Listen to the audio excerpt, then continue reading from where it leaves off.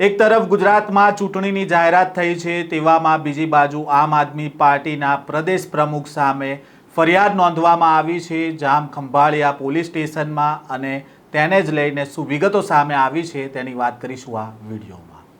વૈષ્ણવજન તો તેને કહીએ જે પીડ પરાઈ જાનાને રે। નમસ્કાર, નવજીવન ન્યૂઝમાં આપનું સ્વાગત છે। હું છું જયંત દાફડા।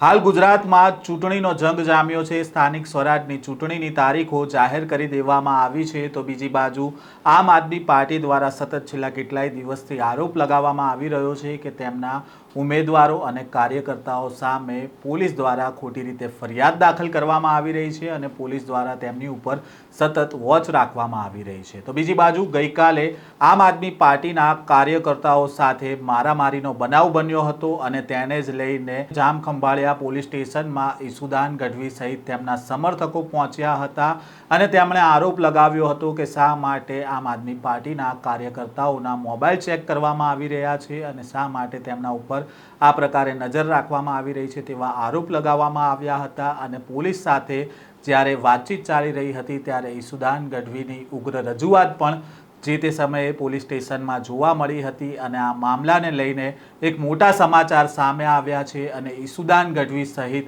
18 લોકો સામે નામજોગ ફરિયાદ જામ ખંભાળિયા પોલીસ સ્ટેશનમાં નોંધવામાં આવી છે। Police sub inspector U K Jadav દ્વારા આ ફરિયાદ નોંધવામાં આવી છે અને તેમાં ઉલ્લેખ કરવામાં આવ્યો છે કે સરકારી ફરજમાં રૂકાવટ, પોલીસ સ્ટેશનમાં હોબાળો કરવો અને ધમકી આપવા જેવી બાબતનો ફરિયાદમાં ઉલ્લેખ કરવામાં આવ્યો છે અને આ મામલાને લઈને દેવભૂમિ દ્વારકાના એસપી દ્વારા આ સમગ્ર ફરિયાદને લઈને મોટો ખુલાસો પણ ટૂંક સમયમાં કરવામાં આવશે। તો બીજી બાજુ જે પ્રકારે ઈસુદાન ગઢવીની અટકાયત થઈ હતી બપોરે, તેને લઈને આમ આદમી પાર્ટીના કાર્યકર્તાઓ અને નેતાઓમાં નારાજગી જોવા મળી હતી। ગોપાલ ઇટાલિયા દ્વારા કહેવામાં આવ્યું હતું કે આમ આદમી પાર્ટીના નેતાઓ સામે કિન્નાખોરી રાખવામાં આવી રહી છે અને ભાજપના ઇશારે પોલીસ કામ કરી રહી હોવાનો ગોપાલ ઇટાલિયાએ આરોપ લગાવ્યો હતો। તો બીજી બાજુ ચૈતર વસાવાએ પણ આ જ પ્રકારનો આરોપ પોલીસ ઉપર લગાવ્યો હતો અને તેમણે કહ્યું હતું કે હર્ષ સંઘવીના ઇશારે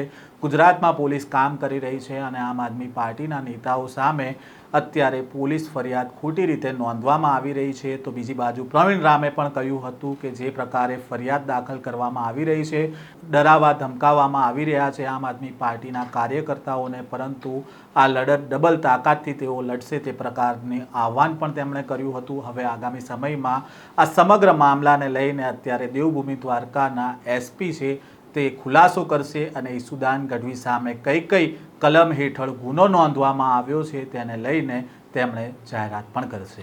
આ પ્રકારના સમાચાર અહેવાલ સાથે ફરી મળીશું। નવજીવન ન્યૂઝ સાથે જોડાયેલા રહેજો।